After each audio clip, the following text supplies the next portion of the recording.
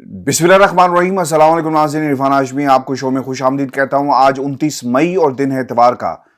Viewers, 3 खबरों पर तफसील से बात करेंगे। पहली खबर, मरीम नवाज की एक और ऑडियो लीक हुई जिसमें वो पाकिस्तान के मीडिया को कंट्रोल करने की बात कर रही हैं, मैनेज करने की बात कर रही हैं। और ये मीडिया मैनेजर्स इस वक्त सियासतदानों के रूप में पाकिस्तान के ऊपर काबिज है। एक बयानिया बनाया जा रहा है और इस बयानिए को बनाने के लिए किस तरह वो लोग जिनके पास कोई हुकूमती ओहदा नहीं है, घर की जागीर समझकर पाकिस्तान के मीडिया को इस्तेमाल किया जा रहा है। आज इस पर तफसील से बात करेंगे और आपको भी बताते चलें, आज खान साहब ने चारसदा में खिताब किया और एक बार फिर पाकिस्तान की हुकूमत को और इदारों से कुछ सवालात किए हैं और अब तैयारी करके आएंगे। सवाल ये पैदा होता है, पाकिस्तान की आवाम अब ये सवाल कर रही है और दूसरी तरफ से ये मैनिपुलेट किया जा रहा है कि खान साहब की तैयारी नहीं थी तो फिर क्या करने आप आए इस्लामाबाद। इस पर भी तफसील से हम बात करेंगे। और अब शहबाज शरीफ साहब ने भी जलसे जुलूस करना शुरू कर दिए और इस वक्त पाकिस्तान के ताकतवर हलके क्या सोच रहे हैं, ये बहुत ही इंपॉर्टेंट सवाल है क्योंकि एक ऑडियो आना और फिर दूसरी ऑडियो आ जाना, एक पैगाम दिया गया है तमाम सियासतदानों को पाकिस्तान के ताकतवर हलकों की तरफ से। लेकिन सबसे पहले आपको बताते चले, आज एक ऑडियो मंजरेआम पर आई। इस ऑडियो के मंजरेआम पर आने के बाद पाकिस्तान के एक मीडिया चैनल ने इसे नशर किया, लेकिन दूसरा मीडिया चैनल, तीसरा मीडिया चैनल, चौथा मीडिया चैनल खामोश रहे, जिनके बारे में कहा जा रहा था कि आप मेरे हाथ पैर क्यों बांधते हैं, मुझे मैनेज करने दें। और उन्होंने खूब मैनेज किया, वहां पर ये ऑडियो नहीं चल सकी। इसमें क्या कहा गया कि मैं नहीं जानती, अभी सेक्रेटरी इंफॉर्मेशन और पीटीआई से बात करें। और इस ऑडियो के अंदर यह भी कहा कि मैं आप पर डिपेंड करती हूं, अगर मेरी बात ना मानी गई और मेरे हाथ पांव बांध दिए गए तो मैं फिर प्राइम मिनिस्टर से बात करूंगी। व्यूअर्स, पाकिस्तान की तारीख के अंदर हमेशा मीडिया को मैनेज किया गया। मैंने तकरीबन 15 से 16 बरस इस मीडिया इंडस्ट्री में गुजारे, कैमरे के पीछे भी, कैमरे के सामने भी। और किस तरह खबरों को ट्विस्ट किया जाता रहा, किस तरह खबरें, और अगर आपने किसी की कहानी एक यकतरफा सुनानी है तब भी मीडिया को इस्तेमाल किया जाता है। खास किस्म के फरमाइशी रिपोर्ट्स अगर तैयार करनी हो तब भी मीडिया को इस्तेमाल किया जाता है। और पाकिस्तान का मीडिया सियासतदानों का हमेशा अलाकार बना रहा। और सबसे पहले शरीफ खानदान ने यह रवायत डाली सहाफियों को नवाजने की, टोकरे देने की, और इसकी एक मिसाल मौजूद नहीं है। पाकिस्तान का मीडिया भरा पड़ा। इसकी रीसेंट एग्जांपल हमने फहद हुसैन की शक्ल में देखी कि आपने उन्हें वजीर मुमलिकत का ओहदा दे दिया, मामने खसूसी के ओहदे पर फाइज कर दिया। जब ऐसी मिसालें मौजूद होंगी, जब मीडिया इंडस्ट्री को इसलिए लगाया जाए कि कोई आपके कारोबार पर उंगली मत उठाए, तो फिर व्यूअर्स यही कुछ होगा, मैनेज किया जाएगा। ये पहला मौका नहीं है जब मरीम नवाज की जो मुबैना ऑडियो है वो मंजरेआम पर आई, लेकिन इससे पहले मुबैना नहीं थी। वो खुद कह चुकी, हाँ ये मेरी ऑडियो है और इस पर मैं फिर बाद में बात करूंगी। लेकिन वो दिन कभी भी नहीं आया जब मरीम ने उसके ऊपर बात की हो। और अब ये जो ऑडियो आई, किसी किस्म का रिएक्शन पाकिस्तान मुस्लिम लीग नून की तरफ से नहीं आया। इमरान खान की ऑडियो नहीं आई, कोई दूसरी शख्सियत किसी तीसरी शख्सियत से बात करती है जिसपे मुल्क का वज़ीर आज़म इतना विला है कि वोट कर पैगाम देता है कि जनाब ये लोग एनआरओ मांग रहे थे। मैं आपको एक बात बताऊं, इमरान खान के ऊपर केसेस नहीं है तो एनआरओ किस बात का। लेकिन वो जमातें जिनके ऊपर केसेस हैं वो फिर मीडिया मैनेज ही करेंगे। मरीम नवाज की ये पहली ऑडियो नहीं है, इससे पहले भी ऑडियोज मंजरेआम पर आई जिसमें अरशाद भट्टी को बुरा भला कहा गया और एक तूफान बदतमीजी था उस ऑडियो के अंदर।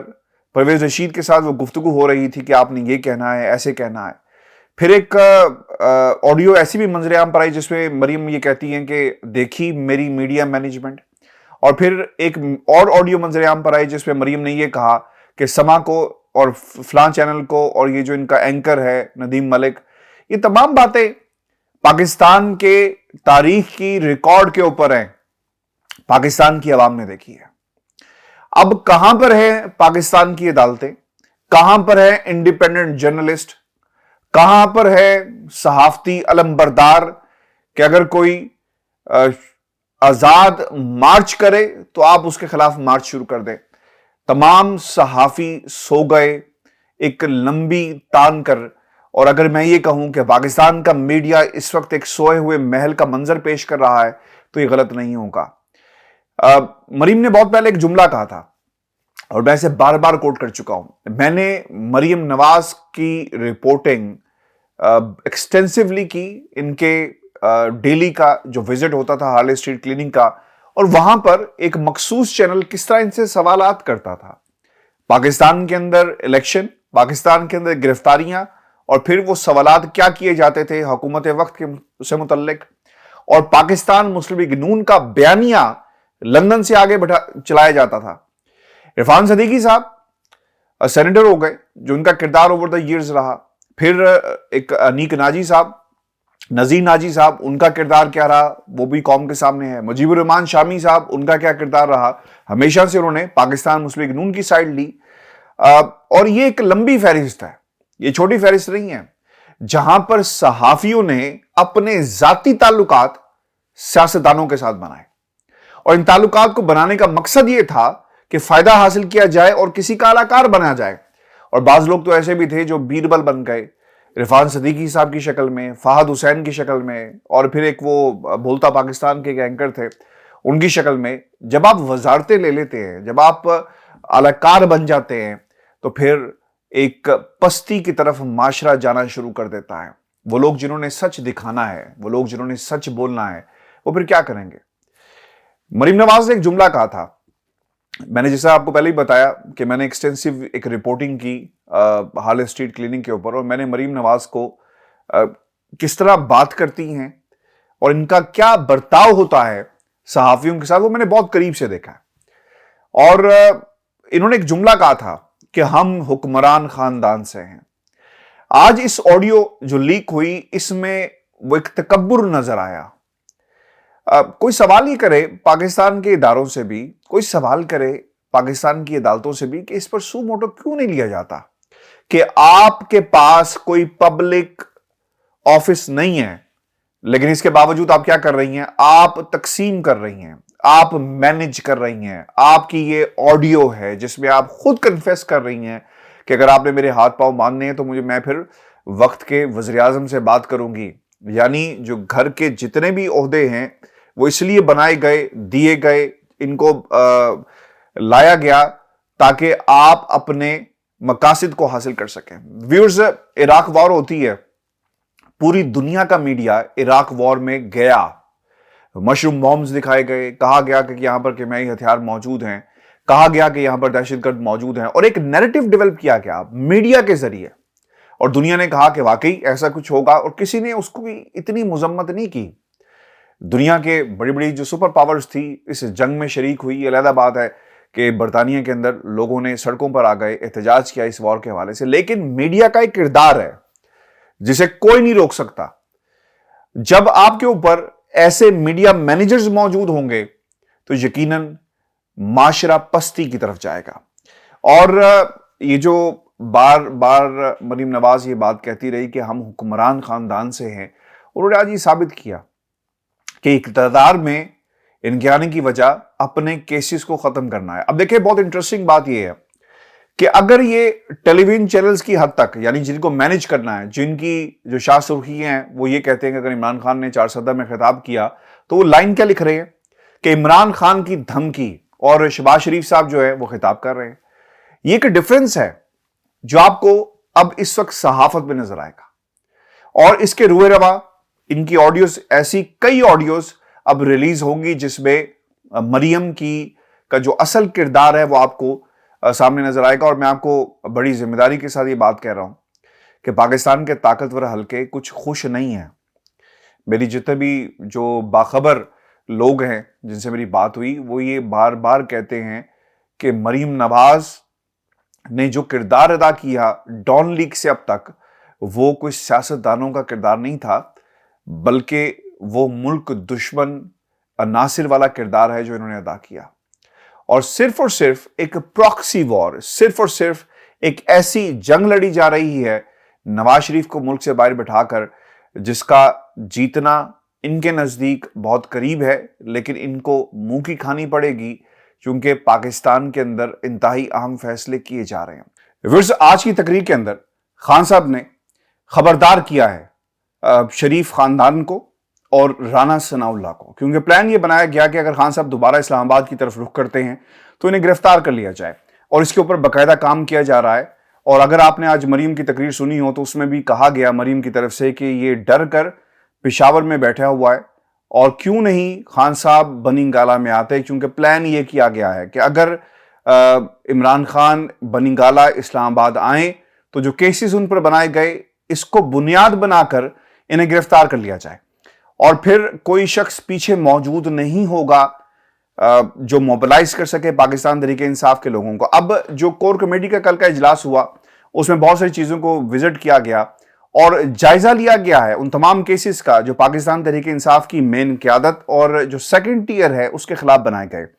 اگر حکومت وقت کی طرف سے یہ اقدام اٹھایا جاتا ہے تو پھر سیکنڈ لائے عمل کیا ہوگا، لوگوں کو کس طرح موبلائز کرنا ہے، کیونکہ اگر آپ کی مین لیڈرشپ اس کو گرفتار کر لیا جاتا ہے، اور کم از کم اگر یہ بھی کر لیا جاتا ہے کہ بنی گالہ کے اندر اسے نظر بند کر دیا گیا، تو پھر کیا حکمت عملی ہوگی، کون لوگ لیڈ کریں گے۔ ویورز، آپ کو یاد رکھنا ہوگا یہ پوری کی پوری تحریک خان صاحب کے نام پر چل رہی ہے، لوگ خان صاحب کو فالو کرتے ہیں۔ خان صاحب نے ایک ٹویٹ کی تھی تو ہم نے کراچی کے اندر جو مناظر دیکھے وہ آپ کے سامنے ہے، لاہور کے اندر جو دیکھے، اسلام آباد کے اندر دیکھے، خان صاحب کی آواز پر لوگوں نے لبیک کہا۔ جسٹ امیجن کریں جب اسی شخصیت کو گرفتار کر لیا گیا تو پھر لیڈ کرنے والا کون ہوگا۔ اس چیز کے اوپر باقاعدہ ایک حکمت عملی تیار کی گئی ہے اور لوگوں کو باقاعدہ ٹاسک دیا گیا کہ اگر ایسا کچھ کیا جاتا ہے تو ہمارا طریقہ کار کیا ہوگا اور ہم نے اس تحریک کو آگے کیسے چلانا ہے۔ اب بعض لوگ یہ سوال کر رہے ہیں اور مجھے آپ کے بہت سارے کمنٹس میں سوالات بھی ملے کہ خان صاحب نے کیا یہ صحیح کیا یا پھر خان صاحب کے پاس آپشنز کیا ہیں، کیونکہ ایسا لگ رہا ہے کہ جب سے خان صاحب نے لانگ مارچ کو ختم کیا اور کہا کہ ہم دوبارہ سپریم کورٹ آف پاکستان کے پاس جائیں گے اور 6 دن کی مہلت دے دی، تو کیا یہ صحیح طریقہ کار ہے؟ ویورز، یاد رکھیے گا سیاست کے اندر ہم نے اس سے پہلے بھی 123 دن کا دھرنا دیکھا، حکومتیں گھر نہیں جاتی، یہ ایک پاور ٹیکٹکس ہوتے ہیں، یعنی ایک پریشر آپ نے کس طرح حکومت کے اوپر بلڈ اپ کرنا ہے۔ لوگوں کو آپ لا کر بٹھا دیں گرمی کے اندر، بالکل ٹھیک ہے، حکومت وقت ضرور سوچے گی کہ پورے کا پورا شہر جو ہے وہ بلاک ہو گیا اور لوگوں کا جو نظام زندگی وہ دھرم بھرم ہو گیا، تو اس کو کس طرح کاؤنٹر کیا جا سکے۔ ایک پریشر ضرور ہوتا ہے، لوگوں کو اٹھانا بٹھانا یہ دونوں بڑے مسائل ہیں۔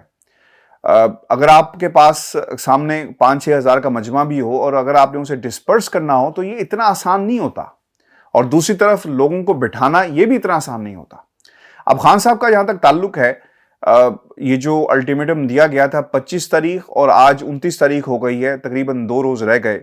اس کے بعد خان صاحب اس سے پہلے سپریم کورٹ کے پاس جا رہے ہیں اور پھر سپریم کورٹ کے فیصلوں کے ذریعے ایک قانونی جو رول آف دا گیمز ہیں وہ طے کر لیے جائیں گے کہ خان صاحب نے کہاں پہ جلسہ کرنا ہے، کیا جلوس کریں گے، کیا دھرنا کریں گے، کیونکہ یہ بڑا امپورٹنٹ ہے۔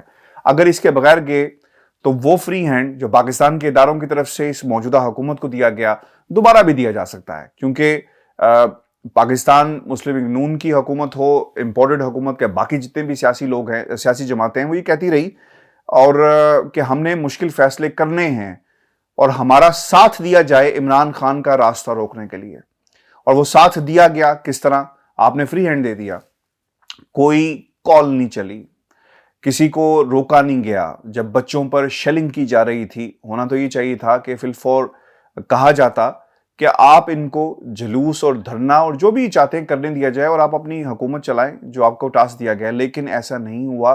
مکمل خاموشی اختیار کی گئی اور اس کا نتیجہ آپ کے سامنے ہے۔ ویرز، آپ کو یہ بتاتے چلیں، نون لیگ کی کوشش ہے کہ وہ کے پی کے اندر آہستہ آہستہ پینیٹریٹ کرے اور آٹے کی قیمت کو لے کر وہاں پر بھی کچھ باتیں کی جا رہی ہیں، اور شہباز شریف صاحب نے کچھ کہا ہے کہ جناب سستا کر دیں، نہیں تو پتہ نہیں کیا وہ کر دیں گے۔ دوسری ایک بڑی امپورٹنٹ خبر یہ ہے کہ ضمنی انتخابات جو پنجاب کی 20 سیٹیں خالی ہوئی، اس کے اوپر پاکستان تحریک انصاف نے ایسی آمادگی کا اظہار کیا ہے کہ وہ الیکشن میں جائیں گے، اور یہ جو وائبز آ رہی ہیں اس کا مطلب یہ ہوا کہ عمران خان صاحب یہ چاہتے ہیں کہ میدان کو خالی کسی صورت بھی نہیں چھوڑا جائے۔ نیشنل اسمبلی کے اندر وہ چاہتے ہیں کہ قومی اسمبلی کے انتخابات ہوں، اور پنجاب کے اندر جو اس وقت سچویشن بنی ہوئی ہے حمزہ شہباز کی ڈمی حکومت، اور اس کو کاؤنٹر کرنے کے لیے اگر پاکستان تحریک انصاف سیٹس نکالنے میں کامیاب ہو گئی اور پنجاب کے اندر حکومت بنا لیتی ہے، تو پھر شاید نون لیگ کے لیے مرکز میں حکومت بنانا چلانا اتنا آسان نہیں ہوگا۔ سیاست کے اندر یاد رکھیے گا، جو سوالات ہیں میں آپ کو اس کے تناظر میں آپ کو جواب دے رہا ہوں کہ راستے کبھی بھی بند نہیں کرنے چاہیے، مذاکرات کے راستے ہمیشہ کھلے رہنے چاہیے۔ آپ کسی صورت بھی یہ نہیں کہہ سکتے کہ لوگوں کو 50-60 ہزار لوگوں کو آپ سڑک پہ بٹھا دیں اور کہیں کہ ہم یہاں سے نہیں جائیں گے جب تک کچھ ہمارے مطالبات کو تسلیم نہیں کیا جائے گا۔ خان صاحب کا مطالبہ بالکل درست ہے، جائز ہے، اور اس کو حاصل کرنے کے لیے ہر اس راستے کو اپنانا چاہیے جس سے اس امپورٹڈ حکومت کا راستہ روکا جا سکے۔ میں یہ سمجھتا ہوں، اور میں نے یہ پہلے بھی بات کہی تھی کہ خان صاحب کو اسمبلی کے اندر رہ کر لڑنا چاہیے تھا، میدان آپ نے خالی چھوڑ دیا، لیکن بعد میں اس کی ایک جسٹیفیکیشن آ گئی کہ جب ہم اس حکومت کو ہی نہیں مانتے تو پھر ہم اسی اسمبلی میں جا کر کیوں بیٹھیں، اور اگر ہم وہاں پہ بیٹھ جائیں گے تو یقیناً اس سے اس حکومت کے ہاتھ جو ہیں وہ مضبوط ہوں گے۔ لیکن ویورز آپ کو بتاتے چلیں، پاکستان کے طاقتور حلقوں نے جو اس وقت جن لوگوں سے ہم بات کر رہے ہیں اور جو باخبر سورسز ہیں، ان کی باتوں سے ایسا لگتا ہے کہ پاکستان کے اسٹیبلشمنٹ نے کسی بھی جماعت کو ایک بڑی اکثریت لینے نہیں دینا، یہ یاد رکھیے گا۔ اب یہ طے ہو گیا ہے، نون لیگ پنجاب کے اندر مقابلہ کرے گی پاکستان تحریک انصاف کا۔ پاکستان تحریک انصاف اور نون لیگ کا زبردست مقابلہ ہوگا پنجاب کے اندر۔ اس کا مطلب یہ ہوا کہ ووٹ بینک اور جو پاور ہاؤس تھا وہ تقسیم ہو گیا۔ آدھی سیٹیں اگر نون لیگ کو مل جاتی ہیں اور آدھی پاکستان تحریک انصاف کو بھی، اگر جتنی مرضی کوشش کی جائے ان کا راستہ روکنے کی، لیکن پھر بھی جو پاور ہے وہ ڈیوائیڈ ہو جائے گی۔ سندھ کے اندر بھی حالات ہوں گے، یعنی سندھ کے اندر صرف ایک جماعت آپ کو نظر آ رہی ہے اور وہ ہے پاکستان پیپلز پارٹی۔ بلوچستان کے جو حالات ہیں وہ آپ کے سامنے ہی ہیں، 5 سیٹیں ادھر سے ہیں، 4 کسی اور کی ہیں، 6 کسی اور کی ہیں، اور کے پی کے اندر پاکستان تحریک انصاف کی حکومت ہے۔ تو پاورفل کوریڈورز یہ سوچ رہے ہیں کہ ان تمام جماعتوں کو کسی طرح ایڈجسٹ کیا جائے، اور اسی طرح کی اگر کسی ایک جماعت کو بڑی اکثریت دے دی گئی تو شاید پھر یہ مشکل ہو جاتا ہے ان کے لیے پاکستان کی سیاسی جماعتوں کو کنٹرول کرنا۔ اب خان صاحب کی جو اس وقت پوزیشن ہے وہ آپ کے سامنے ہے، پیپلز پارٹی کی جو پوزیشن ہے وہ آپ کے سامنے ہے۔ نون لیگ سروائیو کر پائے گی پنجاب کے اندر یا نہیں، یہ ایک بہت بڑا سوال بن گیا ہے، کیونکہ یاد رکھیے گا پنجاب کے اندر کسی ایک جماعت کو اکثریت نہیں مل رہی۔ یہاں پر ووٹ بھی تقسیم ہو چکا ہے، یہاں پر قومی اسمبلی اور قومی اسمبلی کے ساتھ ساتھ صوبائی اسمبلی کی بھی تقسیم ہو چکی ہے، اور یہاں پر مزید جو نئے دھڑے آپ کو آنے والے دنوں کے اندر نظر آئیں گے۔ تو یہ پاکستان کی اسٹیبلشمنٹ سوچ رہی ہے کہ کسی کو آپ نے اکثریت نہیں دینی، اور آنے والے الیکشن کے اندر دوبارہ ایسی حکومت بنے جو مضبوط حکومت نہ ہو اور وہ بعض جماعتوں کے سر پہ کھڑی ہو، یعنی مخلوط حکومت جس سے آپ 13-14 جماعتوں کو انہوں نے مل کر بنا لیا۔ اور انٹرسٹنگ فیکٹ یہ ہے کہ اکتوبر جس طرح ہی گزرے گا تو اس چیز کا بھی کبھی امکان ہے کہ پاکستان کے طاقتور حلقے کسی ایک کو کہیں، یعنی یہ بھی عین ممکن ہے کہ چوری شجاعت صاحب کے بیٹے کو کہا جائے کہ آپ اتحاد سے الگ ہو جائیں، اور اگر نون لیگ نے باتیں زیادہ نہ مانی تو یہ ایک سچویشن ہے۔ اگر کوئی جماعت بات نہیں مانے گی تو پھر آپ کیا کریں گے؟ آپ پاور کو استعمال کریں گے اور کسی نہ کسی کی کرسی کو کھینچنے کے لیے کسی جماعت کو ڈائریکشن جاری کی جائے گی۔ تو یہ اس وقت سچویشن ہے ویورز، پاکستان کے طاقتور حلقے یہ سوچ رہے ہیں کہ کسی جماعت کو ایک واضح اکثریت نہیں لینے دینے کی کوشش جو وہ کر رہے ہیں کہ کی جائے، اسے کامیاب نہیں ہونے دیا جائے گا، اور اسی پر کام کیا جا رہا ہے۔ ویورز اپنے کمنٹس بھیجیے گا، چینل کو ضرور سبسکرائب کریں۔ اجازت دیجیے، اللہ نے کے بعد۔